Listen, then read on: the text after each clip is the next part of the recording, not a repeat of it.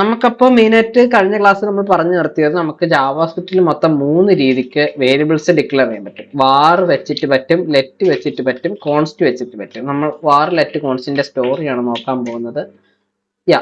വാർ എന്ന് പറയുന്നത് ജാവാസ്ക്രിപ്റ്റ് ഉണ്ടായ കാലത്ത് ആദ്യം യൂസ് ചെയ്യുന്ന ഒരു കൈൻഡ് ഓഫ് ഒരു സാധനമായിരുന്നു. എന്ന് വെച്ചാൽ ലൈക്ക് ആദ്യം ലെറ്റ് ഇല്ലായിരുന്നു, ജസ്റ്റ് വാറും കോൺസ്റ്റും ഉണ്ടായിരുന്നെന്നാണ് എൻ്റെ ഒരു ഓർമ്മ.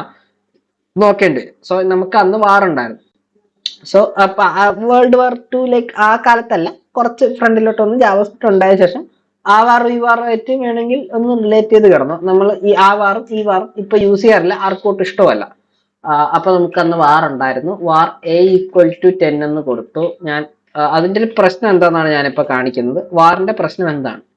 വാറിന്റെ പ്രശ്നം എന്താണെന്ന് വെച്ചാൽ നമുക്ക് ജാവാസ്ക്രിപ്റ്റ് എന്നല്ല, എല്ലാ ലാംഗ്വേജിനകത്തും മൊത്തം 2 സാധനങ്ങളുണ്ട്. ഒന്ന് പറയുന്നത് ഇനിഷ്യലൈസേഷനും, രണ്ടെന്ന് പറയുന്നത് ഡിക്ലറൈസേഷൻ. ഡിക്ലറൈസേഷൻ എന്ന് പറയത്തില്ല, ഡിക്ലയറിങ്.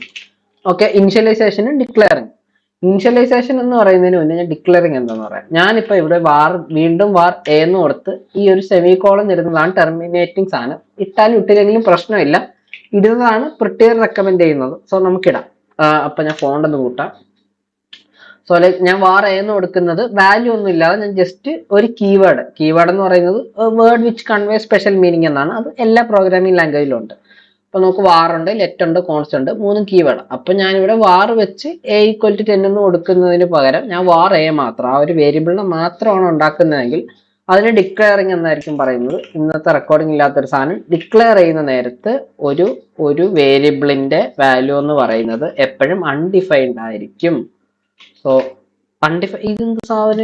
ഇത് ഏത് സാധനം? ഞാൻ 1 മിനിറ്റ് ബോയ്സ്, ഇത് മുന്നത്തെ ഏതോ സാധനം കയറി വന്നതാണെന്ന് തോന്നുന്നു. ഓക്കെ ഞാനിതിപ്പോ ഇവിടെ ഞാൻ എ മാറ്റുന്നു. ഇവിടെ ഇപ്പൊ ഞാൻ തൽക്കാലം ബി കൊടുക്കുകയാണ്.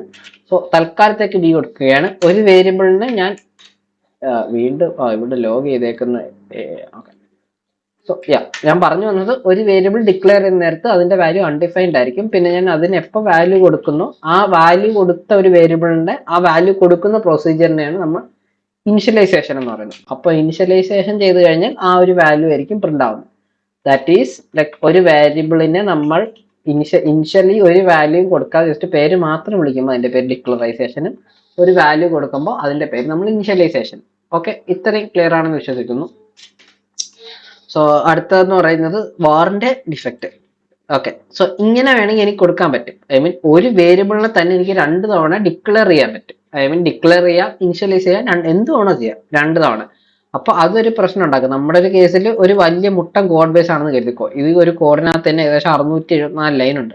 ഇവിടെ ഞാൻ ആദ്യത്തെ ലൈനിൽ വന്നിട്ട് ഇവിടെ ഞാനൊരു എക്സ്റ്റൻഷൻ ഇട്ടിട്ടുണ്ട്. ഞാൻ തൽക്കാലത്തേക്ക് അത് ഓഫ് ചെയ്യുകയാണ്. Save typing. എനിക്ക് അപ്പുറത്തെ സാധനം വീണ്ടും വേണം. തൽക്കാലത്തേക്ക് ഞാൻ ഡിസേബിൾ ചെയ്യുന്നു. Restart extensions. ഇവിടെ ഒരു വലിയ കോഡ് ബേസ് ഉണ്ട്. ഇതിനകത്ത് ഞാൻ ഇവിടെ വന്നിട്ട് വാർ A=10 നിൽക്കുന്ന കരുതിക്കോ. ഓക്കെ, ഞാനൊരു ഡെവലപ്പറാണ്. ഞാൻ ഇങ്ങനെ ഒരു സാധനം ഇട്ട് ഇത് എറർ വരും. അത് ഓക്കെയാണ്, ജസ്റ്റ് ഇഗ്നോർ ഇറ്റ്. ലൈക്ക് ഇവിടെ വാർ A=10 എന്ന് ഇട്ടു. ഈ ഒരു വലിയ കോഡ് ബേസിനകത്ത് ഇവിടെ അപ്പോഴേ എറർ അടിക്കുന്നുണ്ട്. Unexpected war let or const use ചെയ്യാൻ. അത് റെക്കമെൻഡഡ് അല്ല, ഇപ്പൊ ഡെപ്രിഷിയേറ്റ്. എന്നാലും ഞാൻ ജസ്റ്റ് ഒരു നോളജ് പോയിന്റ് ഓഫ് വ്യൂ എന്ന് പറയുന്നതേ ഉള്ളൂ. അപ്പൊ ഞാനൊരു ഡെവലപ്പർ എന്ന നിലയ്ക്ക് വാർ ഇട്ടു. ഇങ്ങനെ എഴുതി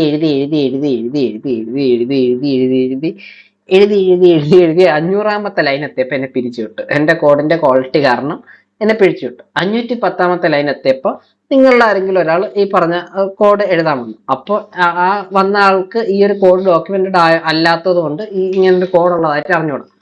അപ്പൊ പുള്ളി ഇവിടെ വന്നിട്ട് വീണ്ടും വാർ വീണ്ടും 10 എന്ന് ഇട്ട് വെച്ച്. ഓക്കെ, ഇവിടെ വർക്കാതാണ് മിക്കവാറും ഒരു ഡിവിനകത്ത് വീണ്ടും. അത് ഇതിപ്പോ റിയാക്ട് ആയതുകൊണ്ടാണ് പുള്ളി ഒരു 600ാമത്തെ ലൈനിനകത്ത് വീണ്ടും A ഇട്ട് വെച്ചാൽ അതൊരു പ്രശ്നമാണ്. കാരണം ഒരു വേരിയബിൾ തന്നെ ഞാൻ അവിടെ വീണ്ടും A വെച്ച് വേറെയും കാൽക്കുലേഷൻസ് ഒക്കെ ചെയ്തിട്ടുണ്ടാവും, മൾട്ടിപ്പിൾ കാൽക്കുലേഷൻ ചെയ്തിട്ടുണ്ടാവാം. ലൈക്ക് അവിടെ ഞാൻ വീണ്ടും A ഇട്ട് കുറച്ച് കാൽക്കുലേഷൻ ചെയ്തു. ഇവിടെ വന്ന് താഴെ വന്നപ്പോഴത്തേക്ക് പുതിയ ഡെവലപ്പർ Aന്റെ വാല്യൂ 10 മാറ്റി 12 ആക്കി. പുതിയ ഡെവലപ്പർ 10 മാറ്റി 12 ആക്കി. അപ്പൊ ഞാൻ Aന്റെ വാല്യൂ 10 ആണെന്ന് വെച്ച് കരുതി ചെയ്ത കാൽക്കുലേഷൻ എല്ലാം തെറ്റി. അതേപോലെ ഒരു കോഡിനകത്ത് ഒരു 10-12 എടുത്ത്, അല്ലെങ്കിൽ ഒരു കോഡ് ബേസിനകത്ത് ഒരു 12 എടുത്ത് ഒരു വേരിയബിൾ യൂസ് ചെയ്തിട്ടുണ്ട് ഒരു ഡെവലപ്പർ.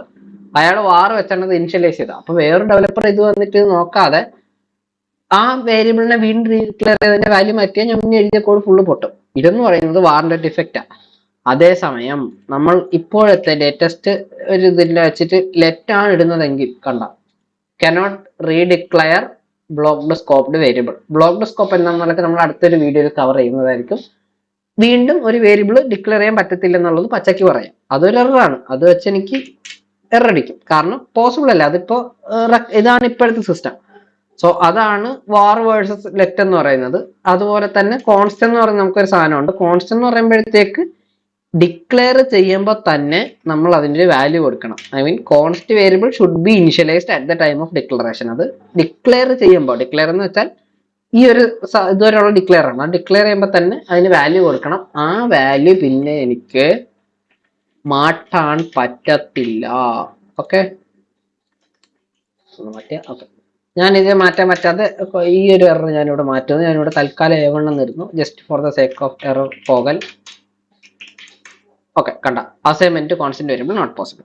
സോ അതുകൊണ്ടാണ് കോൺസ്റ്റന്റ് എന്ന് വെച്ചാൽ നമ്മൾ സിമ്പിൾ പറഞ്ഞ പോലെ കോൺസ്റ്റൻസ്. ഞാനിപ്പോ എന്റെ ഇതിനകത്ത് കോൺസ്റ്റന്റ് ആയിട്ട് എനിക്കൊരു വേരിയബിൾ വെക്കണം. അപ്പൊ അതിന്റെ വാല്യൂ കോൺസ്റ്റന്റ് ആണ് 3.14. ഓക്കെ, ട്രൂ അല്ല 3.14. ലൈക്ക് ഇങ്ങനത്തെ സാധനങ്ങളൊക്കെ വെക്കണം. ഇതുപോലത്തെ കോൺസ്റ്റന്റ് സാധനങ്ങൾ വെക്കണമെങ്കിൽ നമ്മൾ 3 അങ്ങനത്തെ ലൈക്ക് എന്റെ അതിനകത്ത് ചിലപ്പോൾ API ആവാം, അല്ലാത്ത വാല്യൂസ് ആവാം. സോ ലൈക്ക് ഇങ്ങനത്തെ കാര്യങ്ങളൊക്കെ വെക്കാൻ നമ്മൾ കോൺസ്റ്റന്റ് ഉപയോഗിക്കും.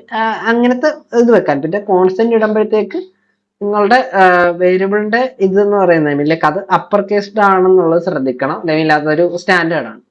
സോ ഇതാണ് വാർ ലെറ്റ് കോൺസ്റ്റന്റ് കഥ എന്ന് പറയുന്നത്. So yes.